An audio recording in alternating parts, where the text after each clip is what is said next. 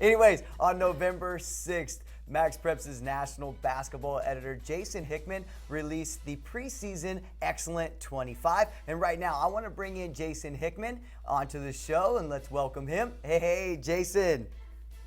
Hey, it's a huge honor to be on with the best studio host in high school sports, and excited about covering another season of high school basketball. Well, hey, Jason, now I want to talk to you about these preseason basketball 25. Right now shown on the screen is our MaxPreps Xcellent 25 presented by the National Guard. And please take us on a journey while educating us on some of the teams that made this particular list.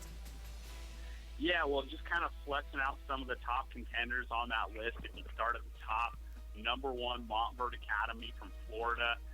Kind of a safe pick. You take one of the top basketball minds at any level, head coach Kevin Boyle there, and you give him this much talent, and I suspect he's going to be in the hunt for another national title like they garnered a year ago.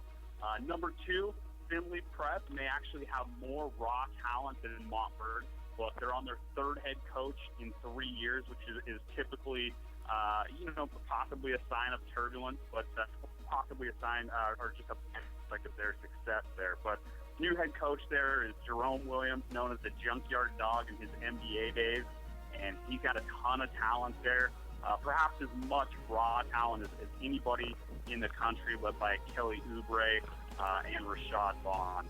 Number three, Huntington St. Joseph, incredible what head coach Rob Fulford has been able to do there in under 5 years. No Andrew Wiggins there this year. Everybody excited about him at Kansas.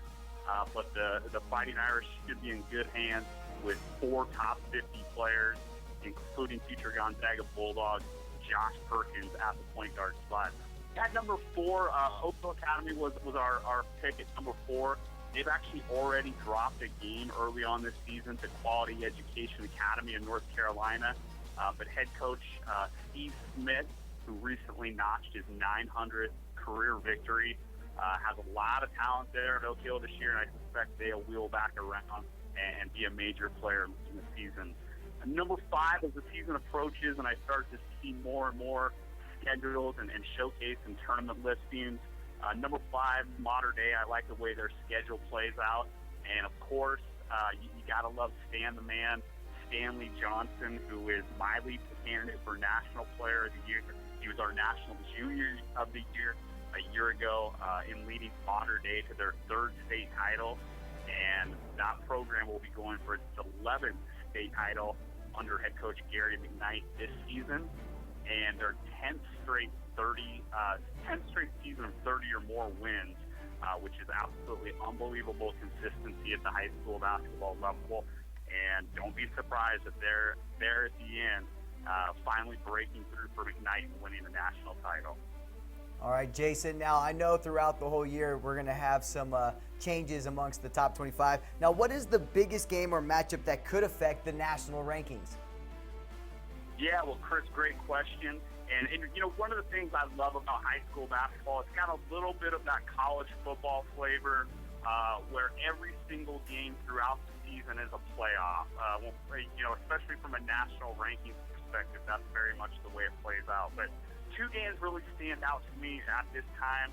First of all, January 11th, number 3, Huntington St. Joseph Prep will head south down to Florida and take on number 1, Montverde Academy. That'll be a huge game. And also late in the season, February 1st, the day before the Super Bowl, Jaleel Okafor, who I know we'll talk about later, and the Whitney Young Dolphins of Chicago will head out west to the Nike Extravaganza to take on number 5, Modern Day. That late in the season, that game could have huge implications.